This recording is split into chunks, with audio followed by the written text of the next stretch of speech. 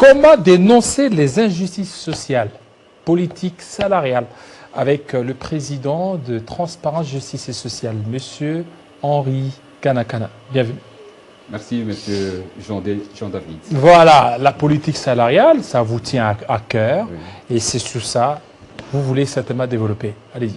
Oui, merci beaucoup, monsieur Jean-David. Il faut dire que notre syndicat lutte constamment pour l'équité dans la rémunération. Et nous voulons que le chef de l'État puisse instruire le gouvernement de la République de sorte que nous puissions, nous les syndicats, avec le gouvernement, élaborer une politique salariale cohérente, basée sur le principe constitutionnel de l'équité. Il faut vous dire que l'article 36 de la Constitution à cette matière est clair. Donc, tout travailleur congolais a droit à une rémunération équitable. Ce principe doit nous guider de manière à ce que nous puissions mettre fin à la modicité actuelle des salaires contre l'aisance des salaires de certains, au non-paiement de plusieurs agents et travailleurs, et aussi à la disparité qu'il y a, que je qualifie même de ségrégation et d'apartheid qu'il y a en matière de rémunération des travailleurs et des agents publics de l'État. Pour y parvenir, que faut-il faire? Pour y parvenir, nous avons pratiquement de grandes idées pour que, cette politique salariale basée sur l'équité, nous ayons à respecter les droits acquis, qui ne sont pas régressifs.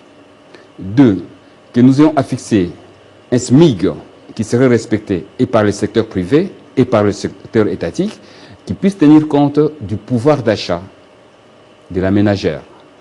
Ce pouvoir d'achat, pour notre syndicat, nous estimons qu'il navigue aux environs de $300 le mois. Et cette estimation, nous l'avons faite depuis 2014 et jusqu'à ce jour, nous maintenons ces analyses et ces estimations car nous considérons que une famille de 4 enfants, 2 parents ne peut pas vivre en deçà de $300 le mois. Monsieur David, il faut dire qu'il y a tellement de disparités dans les rémunérations qui sont vraiment décriées par notre syndicat et qui sont ahurissants. Je vais vous donner des petits exemples. Nous prenons l'exemple, par exemple, de l'ESU. Le professeur est payé. L'assistant est également payé. Mais l'assistant touche juste 8% de la prime institutionnelle du professeur. 8%. 8%. Nous allons dans le secteur de l'EPST. Vous remarquerez qu'à l'EPST, un agent touche juste 70 000 francs de prime, qu'ils appellent prime Lukubama, alors que son directeur du même service touche ce qui représente plus de 128 fois sa prime. Donc, l'agent ne touche que 0,07% de la prime de son directeur. C'est vraiment ahurissant. Nous partons dans le secteur de la santé. Le médecin travaille avec les infirmiers. Et les infirmiers abattent de grands travaux. Je vous dis aujourd'hui que la situation des infirmiers est très déplorable. Il y a des infirmiers qui touchent à peine 5% de la prime pro santé de leur médecin. Voilà, les exemples sont légion. D'abord, dans des secteurs. Et si nous prenons ces exemples, dans l'intersectoriel, ça veut dire suivant des catégories professionnelles, des ministères différents, ou encore des secteurs différents, c'est plus ahurissant, c'est plus grave. Et si nous considérons que par rapport aux institutions, il y a des institutions qui sont largement payées, vous verrez que la situation est de plus en plus grave. Pendant ce temps, il y a des agents qui ne sont même pas payés durant des années. Je prends un exemple, les agents des structures standards de la seconde vague, qui sont aujourd'hui implantés dans presque 12 ministères. Ces agents, depuis le mois de janvier jusqu'à ce jour, ils ne reçoivent aucun franc.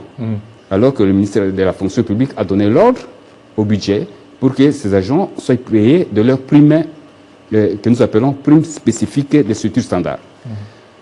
Donc vous dénoncez, il y a beaucoup beaucoup de disparités, beaucoup de impaiements, la modicité des salaires, toutes ces choses doivent prendre fin. Comment toutes ces choses peuvent prendre fin?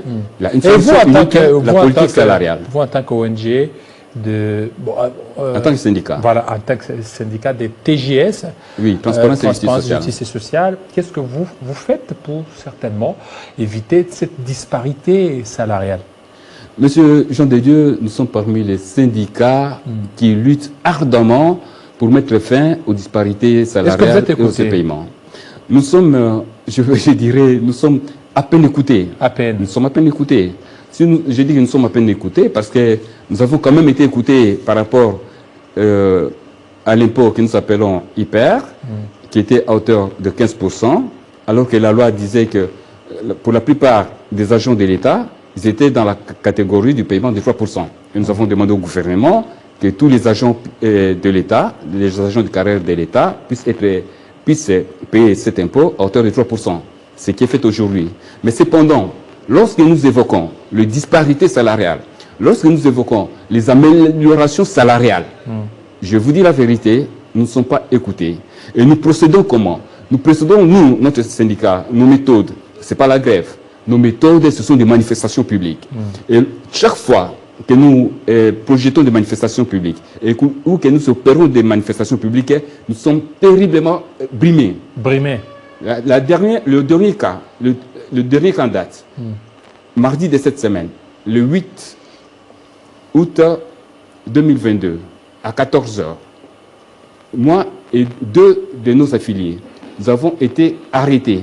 Pourquoi? Arbitrairement, pour avoir manifesté publiquement, alors que la manifestation publique est autorisée. Les garanties par la Constitution. Par la Constitution, garantie par la Constitution. Et nous avons écrit pour informer les autorités que nous manifesterons à ces jours-là. Et nous leur avions dit notre objectif. Notre objectif, c'était quoi?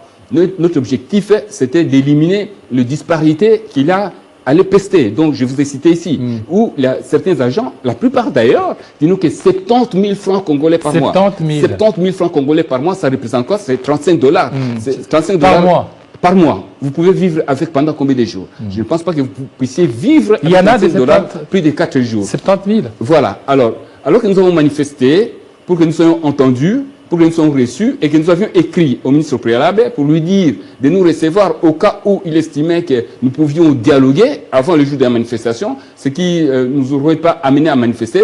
Nous avons manifesté, nous avons été arrêtés, nous avons été bâillonnés, on nous a amenés au camp Lufungula. Je vous dis plus, on nous a torturés. Moi j'ai des blessures, je peux vous les montrer, mais ce n'est pas des sangs. J'ai des blessures à mes genoux, on nous a torturés, j'ai dû perdre connaissance au camp Lufungula. Et je demandais... Toujours sous état de droit. Évidemment. Par, je demandais à ce que je puisse aller même à l'hôpital me faire soigner alors que j'avais des plaies saignantes. Les policiers ont refusé. J'ai fait venir mon fils qui est médecin pour me traiter sur place. Il a demandé que nous allions à l'hôpital. Ils ont refusé. Ils m'ont fait entrer dans un cachot insalubre, à tel point que vous ne pouvez pas comprendre qu'on puisse incarcérer des gens dans ces situations infrahumaines. Ce qui m'a fait perdre connaissance. Alors, et tout ça, j'ai dû dormir à la police. Le jour suivant, je demandais que l'on puisse nous transférer au parquet. Et dès que nous sommes arrivés au parquet, nous n'avons pas fait 2 heures du temps. Les magistrats ont constaté qu'il n'y avait aucune infraction. Et ils nous ont immédiatement relâchés. Il faut vous dire que la police nous a dit qu'ils avaient les ordres politiques de nous incarcérer. Merci. Donc c'est très grave. C'est pourquoi nous manifestons, nous cherchons le changement, mais quitte à nos autorités de nous écouter. La solution, ce n'est pas de nous brimer. La solution, ce n'est pas la répression, de nous faire arrêter ou c'est là. Mais la solution, c'est de dialoguer. La solution, c'est de répondre aux revendications légitimes des agents. Merci beaucoup, M. Henri-Paul Kanakana. Je pense qu'on vous a entendu. Et vous aviez certainement dénoncé, parlé par rapport à cette disparité au niveau des salaires. Et vous aviez certainement relaté de ce qui s'était passé. Et notre objectif, c'est d'obtenir du chef de l'État l'instruction au gouvernement pour qu'avec le gouvernement, nous ayons des assises sur la politique salariale, que nous puissions définir une politique salariale claire. Qui mettrait fin à ces discriminations, qui préserverait les droits acquis et une politique salariale qui devra être écoulée en forme de loi. Et dans l'entretemps, avant de le couler en forme de loi, on peut la couler en forme de décret. Parce que c'est d'ailleurs la loi portant statut des agents de carrière de l'État qui nous dit qu'il faut un décret portant réglementation du barème des agents de l'État. Alors nous estimons aussi qu'il appartient au gouvernement de pouvoir être attentif, de savoir nous écouter. Et le gouvernement a tout à gagner en nous écoutant. Je prends le cas de l'EPST.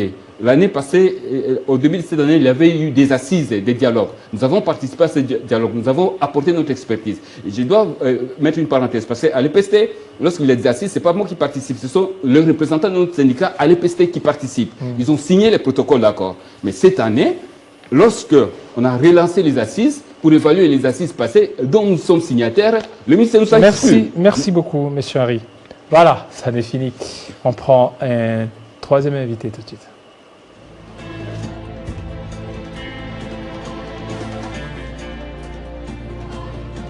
TD50, la seule chaîne qui incarne la République démocratique du Congo.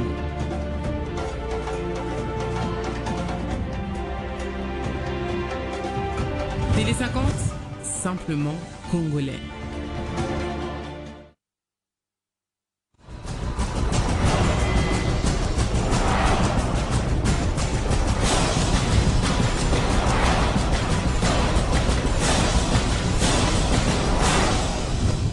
C'est sur Télé50 et nulle part ailleurs. Vous souhaitez recevoir Télé50 partout et avec